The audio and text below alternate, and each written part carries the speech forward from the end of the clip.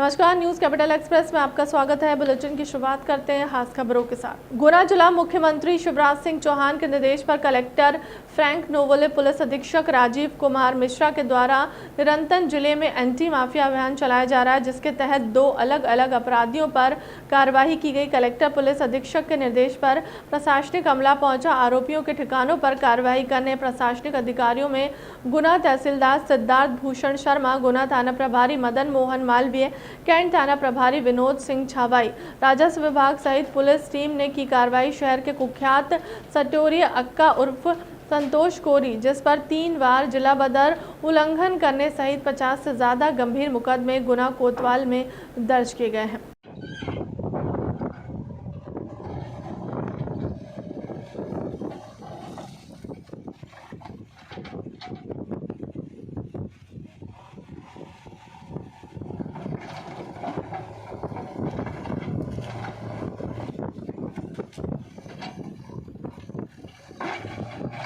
गुना जिले में गुंडा एवं माफिया के विरुद्ध लगातार सख्त कार्रवाई जारी है। इसी सिलसिले में एक गुंडा एवं माफिया अक्का उर्फ संतोष कोरी निवासी बूढ़े बालाजी, जिसके ऊपर की सट्टे के 40 प्रकरण, अवैध शराब के 4 प्रकरण, जुए का 1 प्रकरण, जिला बदर के उल्लंघन के, जो कि राष्ट्रीय सुरक्षा कानून के तहत कार्रवाई होती है, उसके 3 प्रकरण, इस प्रकार तमाम विभिन्न गंभीर धाराओं के प्रकरण पंजीबद्ध हैं। उसको गिरफ्तार किया गया है, उसके विरुद्ध कार्रवाई की गई है। वो कुल 59 आपराधिक प्रकरण उसके ऊपर दर्ज थे। उसकी संपत्ति का पतारासी की गई। कलेक्टर साहब और उनकी पूरी टीम ने कलेक्टर साहब ने निर्देशित किया, उनकी पूरी टीम ने इसका परीक्षण किया, जिसमें कि एसडीएम, तहसीलदार सभी तथा हमारे सीएसपी, टीआई सभी संयुक्त रूप से मौजूद थे और उसका मकान अवैध पाया गया था, जिसको कि बूढ़े बालाजी में स्थित मकान को तोड़ा गया है। इसी प्रकार से एक शिवलाल कोरी, जिसके विरुद्ध करीब 13 मामले, जो कि बलवा, लूट, चोरी, छेड़छाड़, महिलाओं संबंधी अपराध, इस प्रकार के थे, गंभीर अपराध उसके विरुद्ध पंजीबद्ध थे। उसकी करीब 25 बीघा इंजरा में जो भूमि थी, उसको जेसीबी के माध्यम से पूरा मुक्त कराया गया है। वहाँ पर जो भी अवैध अतिक्रमण था उसको तोड़ा गया है और शासकीय भूमि को शासकीय दायरे में लिया गया है। इस प्रकार पुलिस एवं राजस्व की संयुक्त टीम द्वारा यह कड़ी कार्रवाई की गई है, जो भविष्य में भी की जाती रहेगी। अभी रिकॉर्ड का परीक्षण किया जा रहा है। आने वाले समय में और भी इस प्रकार की कार्रवाइयाँ संचालित की जाएंगी। अमित शाह ने सीएम शिवराज की तारीफ की है। कहा है कि शिवराज मध्य प्रदेश को बीमारू राज्य से बाहर निकालकर समृद्ध बनाया है। सीएपीटी भोपाल में आयोजित 48वीं अखिल भारतीय पुलिस विज्ञान कांग्रेस में केंद्रीय गृह मंत्री अमित शाह और मुख्यमंत्री शिवराज सिंह चौहान के साथ गृह मंत्री नरोत्तम मिश्रा, सीएपीटी के मंच के केंद्रीय गृह मंत्री अमित शाह ने किया बड़ा ऐलान। मध्य प्रदेश के भोपाल में बनाया जाएगा forensic science university. 48वीं Akhil Bharatiya police विज्ञान कांग्रेस के शुभारंभ पर मुख्यमंत्री शिवराज सिंह चौहान ने उन्मुक्त कंठ से की पुलिस विभाग की प्रशंसा। एक वामपंथी उग्रवाद की समस्या और नॉर्थ ईस्ट क्षेत्र में नारकोटिक्स और हथियारी ग्रुपों की समस्या, कई सालों से हम इसको देख रहे हैं। यहां कुछ रिटायर्ड अधिकारी भी है, उन्होंने जब सर्विस में ज्वाइन हुए तो तब भी ये समस्या सुनी होगी और रिटायर हुए तब भी इसको टाटा कर निकले होंगे। ये बहुत पुरानी समस्या थी, मगर आज मैं संतोष के साथ कह सकता हूं, ये तीनों थिएटर के अंदर नरेंद्र मोदी सरकार ने बहुत तरीके से, सातत्यपूर्ण तरीके से, वैज्ञानिक तरीके से समस्याओं को एड्रेस करते हुए लगभग इस समस्याओं के समाधान की दिशा में काफी बड़ी सफलता हासिल करी। चाहे वो कश्मीर की समस्या हो, चाहे वामपंथी उग्रवाद की समस्या हो, चाहे नॉर्थ ईस्ट के अंदर हथियारी ग्रुपों की बात हो।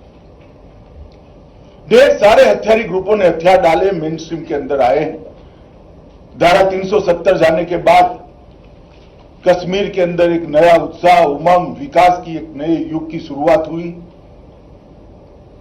आतंकवाद के ऊपर हमारी सुरक्षा एजेंसियों का बिल्कुल कमांडिंग वर्चस्व दिखाई पड़ सकता है और वामपंथी उग्रवाद भी समाप्त होने की दिशा में आगे बढ़ रहा है। मध्य प्रदेश जैसे राज्य तो वामपंथी उग्रवाद से लगभग बाहर ही निकल गए। प्रधानमंत्री श्रीमान नरेंद्र मोदी जी के नेतृत्व में एक वैभवशाली भारत, एक गौरवशाली भारत, एक संपन्न भारत, समृद्ध भारत और सुरक्षित भारत के निर्माण के लिए महाअभियान चल रहा है और आंतरिक सुरक्षा इसका एक महत्वपूर्ण आयाम है और जिसमें हमारी पुलिस की भूमिका बहुत महत्वपूर्ण होती है।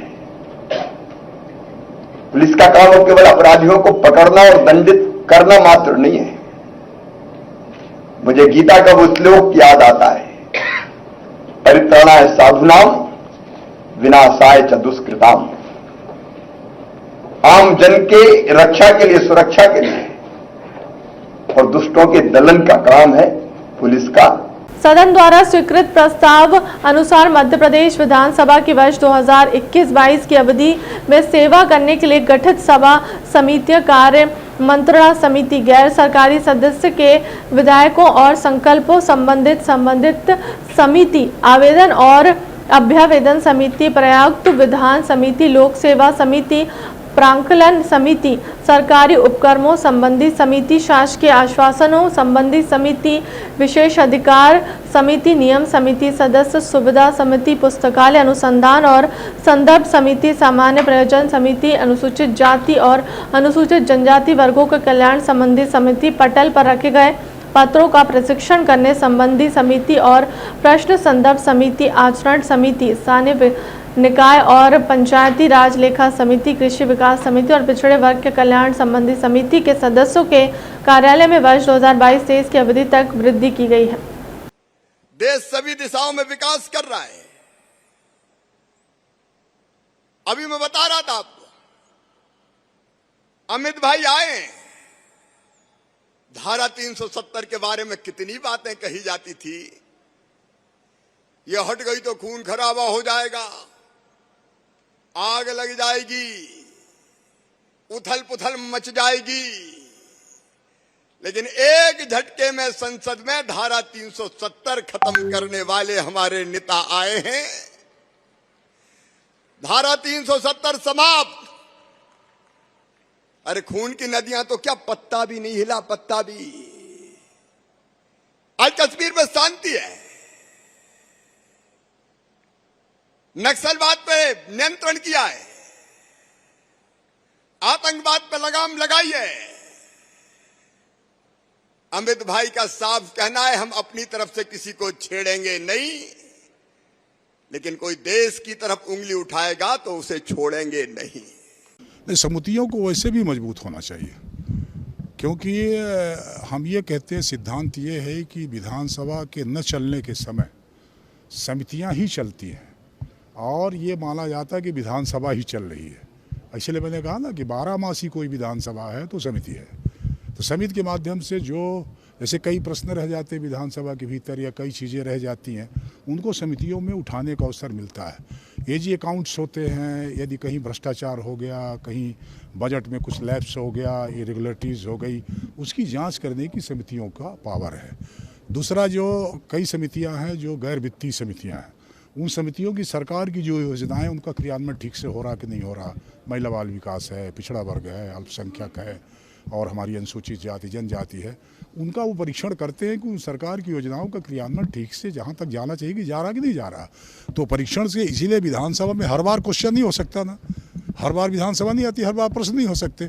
इसलिए समितियों की विशेष जिम्मेदारी होती है कि इन बात को देखें कि वो जो सरकार के द्वारा जो विधानसभा ने जो पारित करके उनको पैसा दिया उसका क्रियान्वयन ठीक से हो रहा कि नहीं हो रहा। नहीं, उसको इसी बार चूँकि निर्वाचन होता तो मैं उन संबंधित दलों को अनुरोध करता उनसे कि कम से कम इनका नाम मत भेजिए आप, क्योंकि पर्चा तो उन्हीं को भरना पड़ता है, नामांकन वही कराते हैं। नामांकन के लिए, निर्वाचन के लिए भी नाम भेजते हैं और नामांकन के लिए भेजते हैं। तो उनसे अनुरोध करता कि कम से कम इनको मत भेजिए आप, कि हमारी समितियों को बिगाड़ते हैं और उनकी कार्रवाई में कई बार कोरम का अभाव हो जाता है। और उसको इसी तरह से देखिए ना कि पूरे शरीर के अंग में यदि हाथ को कोई अपंगता आ जाए।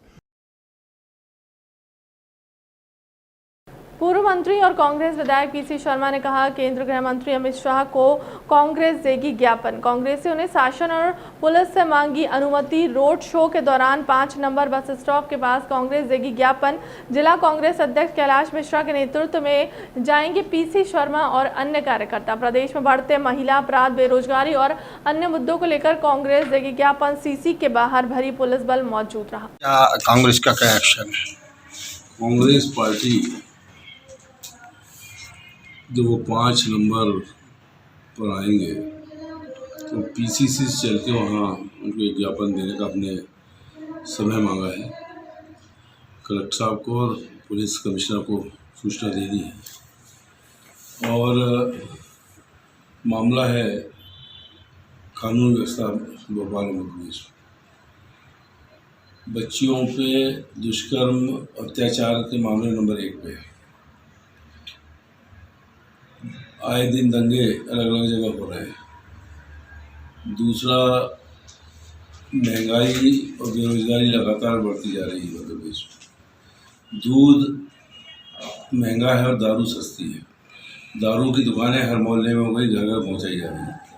तो ये और तेंदुपत्ता के मामले में 2020 के बोनस अब बांटा जा रहा है। वनवासियों की बात नहीं हो रही, केवल इवेंट मैनेजमेंट में लगे हुए मुख्यमंत्री और सरकार।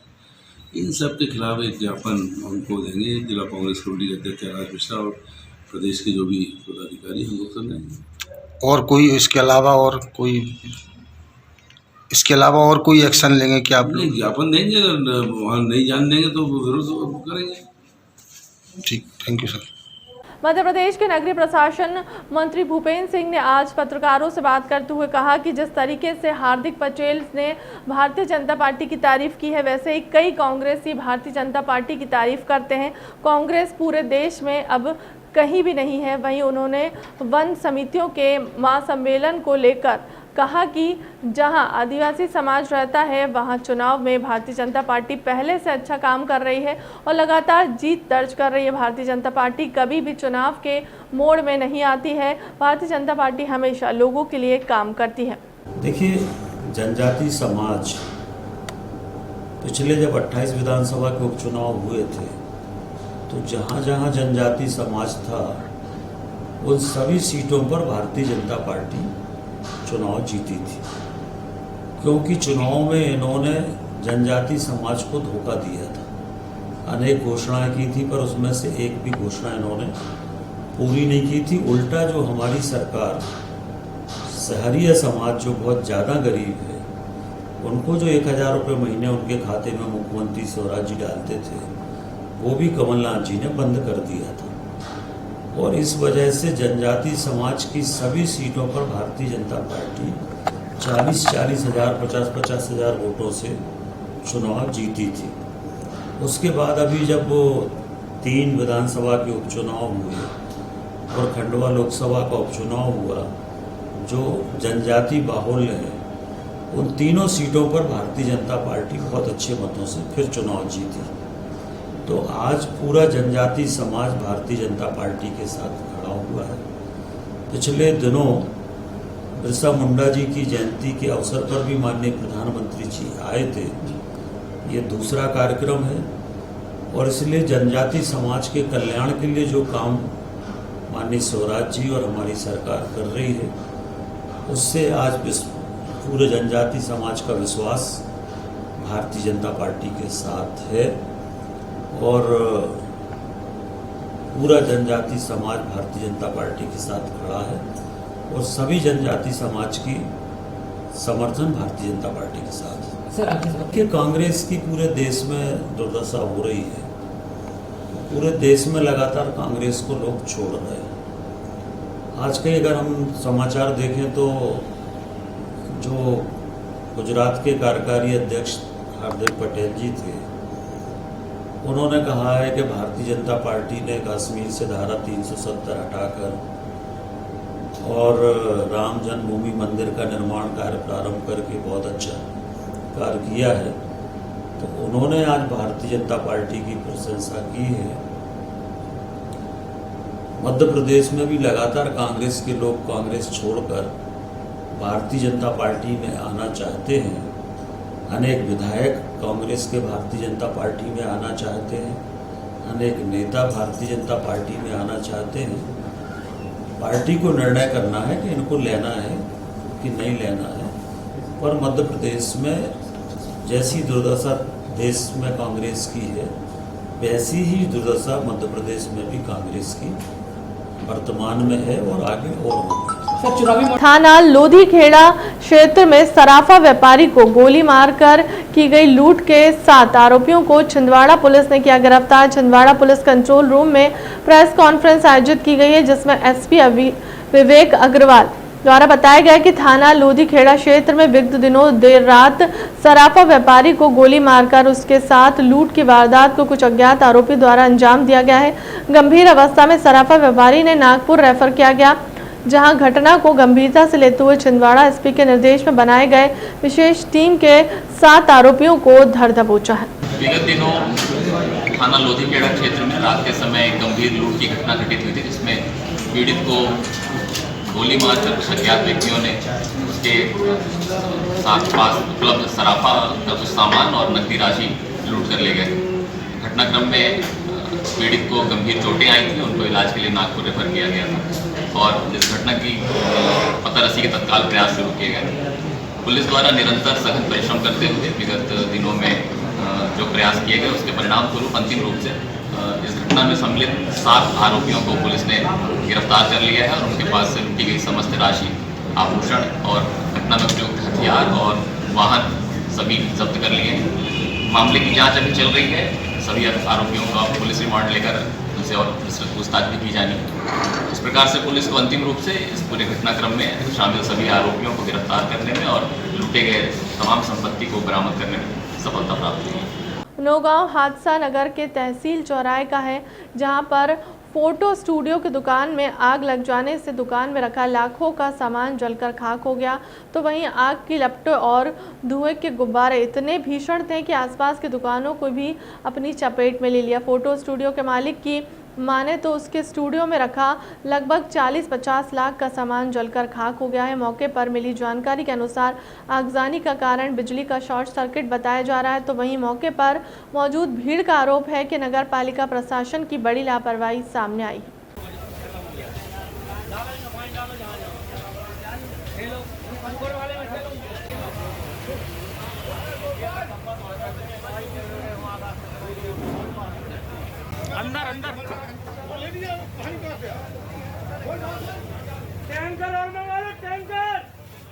आज क्या कैसी घटना घटी है और कहाँ की बात है? जी, ये तहसील के सामने जो है अग्रवाल स्टूडियो है, वहाँ पे आग लगने की दुर्घटना की सूचना प्राप्त हुई थी। अब जैसे मौके पे हम लोगों ने देखा है तो दुकान जो है पूरी तरीके से जल चुकी है।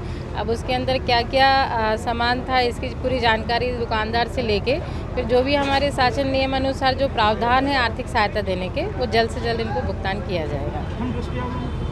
का कारण क्या नजर आ रहा है? अभी जो बता रहे हैं वो शॉर्ट सर्किट का बताया जा रहा है कि शायद शॉर्ट सर्किट हो गई थी, इस वजह से आग लगी है। प्रशासन ने किस तौर पर किस तरह से मदद की है और कितनी लापरवाही आई है, थोड़ा इसके बारे में बताएं। अभी तो जो जैसा कि आप ही लोग बता रहे हैं कि फायर ब्रिगेड जो है वो और पहले अगर आ जाती तो नुकसान कम होता, तो इसके संबंध में हम सीएमओ से बात करेंगे।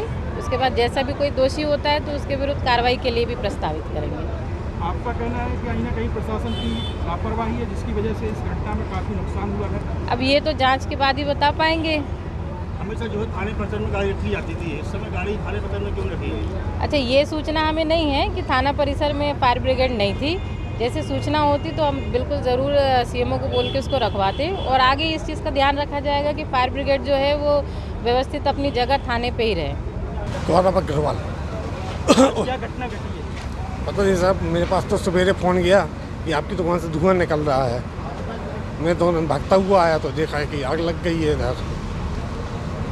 कहाँ घटना ये किस जगह की बात है, कहाँ पर घटना है? ये मेरी दुकान तहसील चौराहे पे नौगांव अग्रवाल फोटो स्टूडियो। क्या कितना नुकसान आपको लग रहा है यहाँ पे आपकी दुकान में? 40 से 50 लाख के बीच में नुकसान है साहब। दुकान में क्या सामान रखा है? दुकान में कम से कम 30 लाख के तो कैमरे रखे थे और क्या क्या था? बाकी पूरा मिक्सर है, कंप्यूटर रखे थे 3 ठो, और तमाम सामान पूरा डाटा था शादियों का, सालों का, सब कुछ राख हो गया सब। प्रशासन को किस तरह से खबर मिली और प्रशासन कब तक आया? प्रशासन तो आधा घंटे बाद आया, पौन घंटे बाद। फायर ब्रिगेड भी इधर पे पौन घंटे बाद पहुंची, दुकान में आग लगती रही, सब जगह गए उसके बाद भी। एक दुकान में आग लगने की सूचना प्राप्त हुई थी, तो सूचना प्राप्त होते ही बल के साथ घटनास्थल पर उपस्थित हुए हैं। नुकसान काफ़ी हुआ है दुकान का।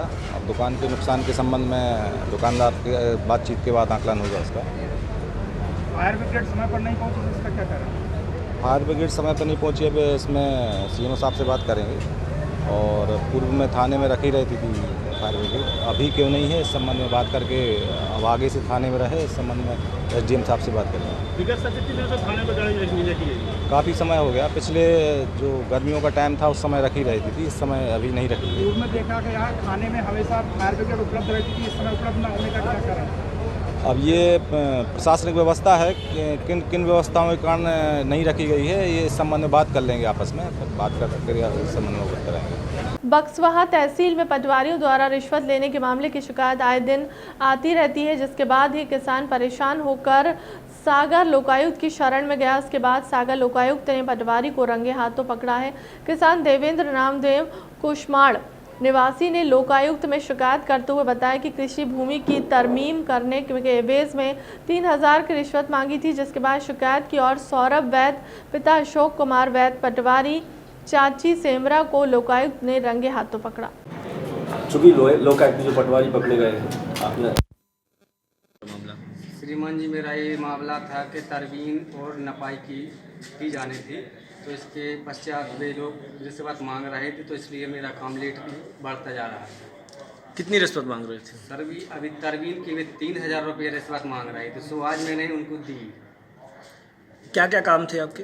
सर जी, मेरा तरमीम का काम था और पत्थर गड्डी होने थी, मतलब से ज़मीन नपने थी, और आजू बाजू में अपनी फंसी है कि मतलब में किसी के में भी है, तो सर जी वो नपाई की जाती है। ये पहली बार ही पैसे मांगे थे या इसके पहले भी कुछ पैसे दिए थे? एक बार और मतलब में मैंने लगाया था आवेदन के ज़मीन में मेरा खसरा अलग अलग किया जाए, कि मतलब में हमारे मतलब में भाई चाचा के लड़के भी हैं, उनमें से बंटवारा भी होना, तो इसलिए तो जब भी गए थे एक बार खेत पे, तो उनने पैसा मांगे थे तो मैंने दे नहीं पाए थे, तो इसलिए मेरा काम लेट हो रहा है। हाँ, तो पकड़ा है किसान, चूँकि किसान ने शिकायत की थी, जिसके बाद लोकायुक्त ने कार्रवाई की है। क्या है पूरा मामला से?